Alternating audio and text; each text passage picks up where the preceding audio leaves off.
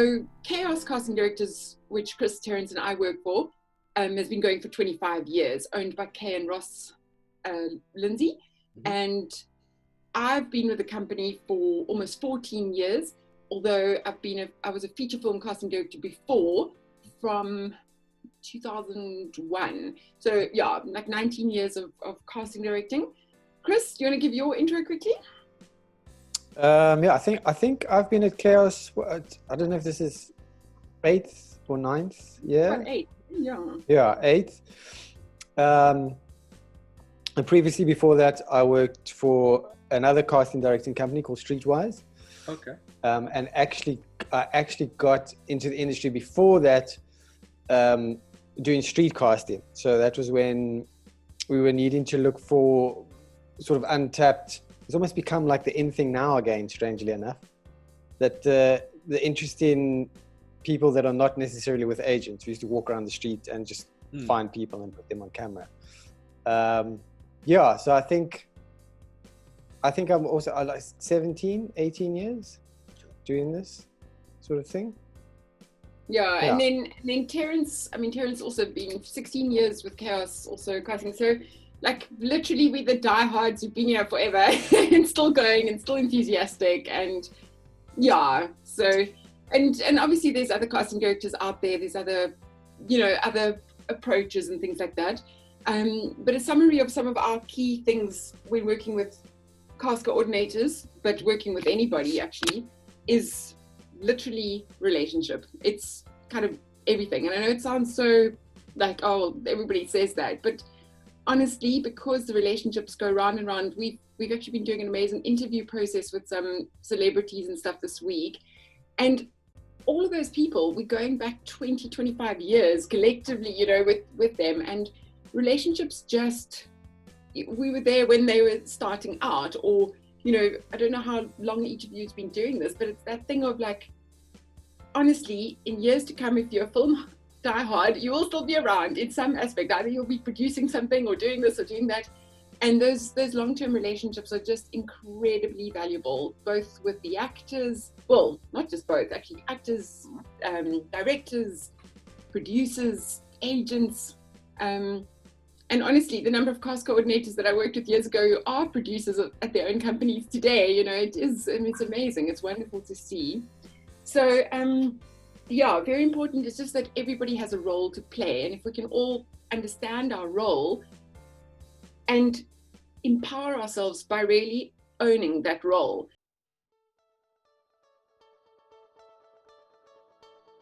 We often talk about it because one wants to obviously be polite and keep people happy and, do all of that stuff.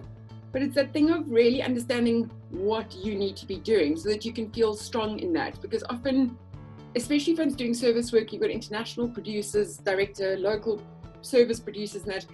There are a lot of people trying to give you information, and if you know what you're in charge of, and definitely cast is the key thing, but it goes to things like contracts, it goes to wardrobe, it goes to availabilities. You kind of have to come in right at the end and almost absorb all the stuff that's been happening maybe for weeks before you've got there. So some really basic things that I'm sure you all do, but just is a 101, is phone Geils to your casting director and find out who's the person that you're going to be liaising with. Ask your producer, can you check in with them, or do they prefer you to report to the production manager? Just really kind of establish who's your main comms people. Then get a copy of the actual cast brief from the casting director or the cast coordinator at the casting company. So at our studio, for instance, I'll be the casting director who brings in the job. I'll be working with exec producers. I'll be working with the director. That process then shifts on. So Chris will be working with the agents and the talent, making sure that we get the right people in for the job. And then Terence filters once we've got the short list and we're prepping callback. We're obviously all in comms along the way, but just to kind of funnel it through, Terence will then be doing the shortlist, the option status reports and things. So that's how it currently stands. So Chris and I are super responsible for the performance, that the performance of the actors is correct and all that, but also all monies and things like that, whereas Terence will focus more on the availabilities. And then things like competitive ads for us, we've been burnt so many times over the years by, people having multiple agents or things. So things haven't been declared, and then now they've confirmed this person that they absolutely love. Now they've just found out that they've just shot a competitive ad actually for Europe, and this project you're on is now for Germany, which is part of Europe. And no one bothered to let you know that actually they're the lead in that one and now. So that ends up becoming everybody's problem. So I think, for us, we check it at the time of briefing. We go, please guys, this is the product that we're casting. Then so when they arrive at the studio as well, they go, yep, I've done competitive, or no, I haven't. In the studio, on tape, they say the same thing again. And then when we get the shortlist, we again check. And then when we're setting up callback, we again check. So by the time we're at callback stage, which is normally where you guys would be coming in, there's been a huge amount of checking along the way. And again, this is our company's modus operandi. It's not necessarily everybody's, but you can look at our run lists, our books, and actually see all this information there. So start with what you've got, what you're given, before you kind of have to take on that whole thing of getting hold of every agent and checking competitive ads and stuff. So you can literally scan down what you've been given and phone the agent to check, because that is part of your job, but literally go, listen, this is what I've got listed here. Is there anything else? Because this is flighting in Europe. So kind of really understanding territories and which territories belong in a bigger territory. And I know that sounds probably very arbitrary, but you'd be amazed how often people forget their geography from school days, which is like, yeah, if you are doing Poland, it is falling under Eastern Europe. So if the clients have gone, check Eastern Europe to kind of know which countries those are, which overlap, because sometimes clients will buy a territory that's for several territories that overlap. Maybe Poland's only one of them. But just depending on that, so really understanding the geography of it, when they're saying Eastern Europe, what do they actually mean? Do they actually mean all of Eastern Europe or a little bit of overflow? So you're trying to also get that from your casting director or your producer to make sure that when you get to the contract stage, that you've got that correct wording in.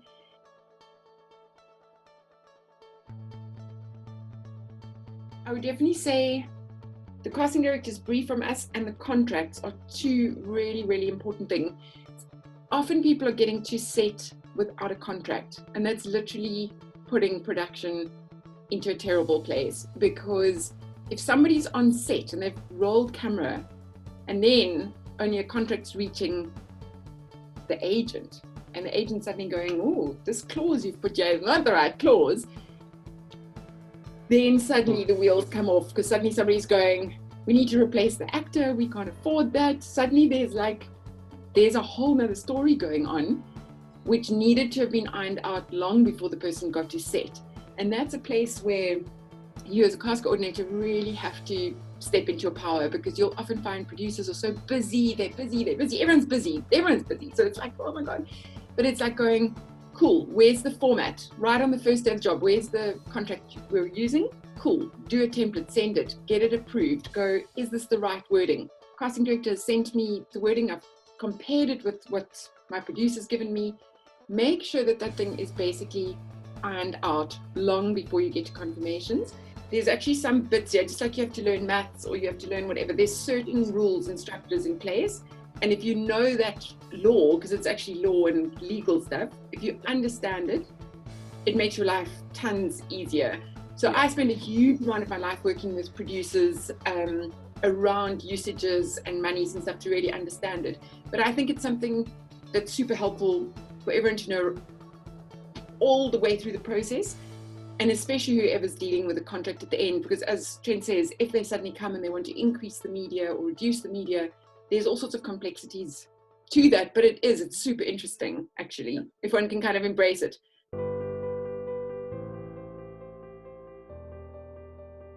Collaboration, so relationship, collaboration, communication, and it's an ongoing thing, and the more projects we all do together and mix around and you land up at different sets, the more you learn each other's language and each other's like things that you fall in. dealing mainly with cost, I think building up those relationships with agents is super important. For example, like as you know, like DNA will have different divisions where they've got their sort of lifestyle division and their model division. So it's, who do I need to speak to? Do I need to speak to Shavina? Do I need to speak to Candace? Or, you know, and building those relationships with those agents, because we find with the great relationships that we have with them, if we need something, if we need an option upgraded, if we need an urgent option, if they add additional shoot dates, if we're following up on that, we're able to get that quite quickly because we have such great relationships. Yes. So we sort of know that a lot of the agents will prioritize our stuff. Or, you know, Trent, as it goes, sure, but last minute now, we've got a problem with a location. We need to add another shoot date. This comes in at 7 o'clock at night. We need to now phone the agent. If they see our number, they're going to answer the phone. Yeah. You know, so, and that comes down from the great relationships that we have. So I think an important thing is obviously, if you've got the time, speaking to agents, like you say, you love a bit of banter, you know, checking in with the casting director and making sure that you're not doubling up on anything. Yeah. So for example, generally, like Monique was saying, if you imagine Kayos as a factory, it comes from Monique through to me, and then sort of towards the end with options and callbacks and stuff, that's generally Terrence's domain. So it would either be checking in with me or Monique or Terrence. Hey, I've just come on, I've seen the brief, I've seen this, can you send me the option status report? And then if I just can talk a little bit about the system that we use, I'm just going to shift a bit, because obviously we work on Yumi & Co, which is that integrated platform. So we brief off of it. Our brief is there. The agents suggest on there. So when we send our FTP links to clients, we'll have booklets, and our booklets are pretty all-inclusive with all the information. We're checking competitive work, as Monique said. And when we're doing options, it's laid out pretty clearly. If it's a first option, it's all in green. If it's a second option, it's orange. And if they're not available, it's red. So coming on, getting to grips, having a look at that option status so that you know, because obviously you're on the front line there with clients as they're talking, sure, but we really love Monique. You can say, oh, shit, guys, Monique's on a second option on this date, you know, and following that up with the agent. Or if you are following that up, just checking in with us so that there's no double up. Yeah. In terms of, I'm going to follow up with this, this, and this. I mean, and even you can include us in the email. So that we often find sometimes cast coordinators come on right at the end. Like Monique said, everybody's stressed to the max. They're running around. Everybody's too busy. You get thrown into the deep end. And you're trying to go off and do stuff, but we might also be doing it. And there's a little bit of an overlap. So if we can take those 10 minutes as you come into the job to check in with the cast or the casting director, this is how sort of how up to speed I am. Is there anything else that I need? This is what I'm going to do. Boom, boom, boom. And then go off. And like Monique was saying, the last thing you want is to come down right to the end the day before the shoot and there's a problem. Because then everybody has that horrible feeling of, shit, how are we going to fix that? Yeah. I know, again, these like words that we hear all the time, but honestly makes all the difference. The words cool, calm, collected. If you can learn that art, or if you have that in your personality, it's like bonus. If you are prone to either getting nervous or angry, work on that so that nothing can ever faze you. It's like, I've seen it all, done it all. Yeah. It's cool. So you take it super seriously, do what one can, but always be with that problem solving approach as opposed to, oh my God, this is impossible. Because we have found over the years that almost nothing is impossible, and just sometimes requires a bit of creativity. but yeah, cool, calm, collected approach to everything, I think, has stood us all in good stead. callbacks. They are like a life of their own, especially for the massive service jobs. You know, we sometimes, like for instance, also different territories have got different kinds of requirements. So for instance, if we do a job for Germany, German director, German clients, we don't even always do a callback. It might not even happen. If we work, say, for the French or the British, there's probably going to be a callback, but it might be a bit more low key. It might not be tons of clients present, might be a director and his producer. You know, it could be quite mellow. Our American jobs, and then sometimes the bigger international jobs, can literally have 20 clients present in the room at the callback. And you've got from tiny little kids coming for callback to the elderly grandpa to, you know, everyone in between, people who've been scouted, people who are professional actors. You've got this amazing, amazing pool of people that are all coming together. And yes, the casting team will be trying to manage that safety of the talent and the comfort of the clients, but you as the cast coordinator sit in that bridge as well of ear to the ground, you know, everything that the clients are asking for and communicating that back to the casting team, keeping everybody cool, calm and collected as it's a bit like the Matrix, you know, everything like flies like this. And the prep for a callback is epic. So we've got a thing that we request clients with like latest 48 hours ahead of a callback. We get a final list and final request of timings and combinations and things like that. Anything past that makes a callback almost impossible to manage in any normal fashion. So we will often actually send a suggested schedule. And so we work closely with our cast coordinators in that to go, I'll be like, hey Trent, we've got 8 hours for callback. We've got 100 people on this list, but performance is intensive. The clients actually have to reduce the list. We can't actually get to all of this. All this callback's going to go into a next day, or it's going to be really overtime. But if it's overtime, then there's additional costs. And if a talent is at a callback for longer than an hour, they get paid overtime. So again, the laws and regulations and rules start kicking in, and it is the cast coordinator's responsibility to be tracking that and be aware of it. So you would be working really closely with the casting team to make sure that that schedule is practical, seamless, and you've encouraged it, because the casting directors know, they've been working through the performance the whole way through. They know that this performance actually requires 10 minutes for that lead guy.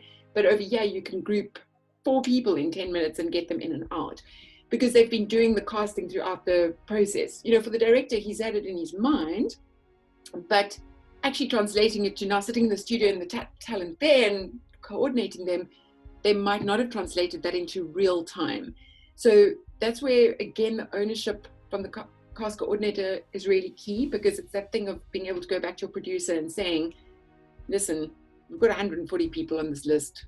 We can only actually see 70 in a day. This is a 2-day callback, and starting to schedule that. And that can get quite hectic, because obviously the clients are like, no, but it has to happen in one day. And I can't get the director's time to shorten the list, or, oh, but the ad agency people all love it. So there's all those different things happening. So that's where that cool, calm, collected, knowing what is genuinely possible in a day and working to achieve that. Often we'll send out the confirmed cast list, and super important, guys, no matter who says to you, quickly confirm so-and-so, ask for it in writing, like literally. They have to write it to you. So yeah, that's why I'm pushing that thing, is have it in writing, send it out. So we'll send out that mail going, these people are confirmed. We'll CC the production team, so producer, cast coordinator, production manager, sometimes the exec producer, and all the agents of the talent. And then we'll ask them to respond directly to the cast coordinator with all contract details updated, you know, and who to contact, after hours numbers. We have all the updated sizes on our reports, but often we can ask the agents just to send latest, greatest sizes again, especially with a project that's maybe taken several weeks, like you maybe started it in early December and now the shoot's actually only happening late Jan. People could have gained weight, lost weight, got much more tanned. There's all sorts of things that could have happened. So it's just that whatever last thing that you need is happening. And yeah, you guys would handle wardrobe completely. So we often find ourselves being caught in the wardrobe discussion, but we have no, like, once talent are confirmed, they're out of our jurisdiction.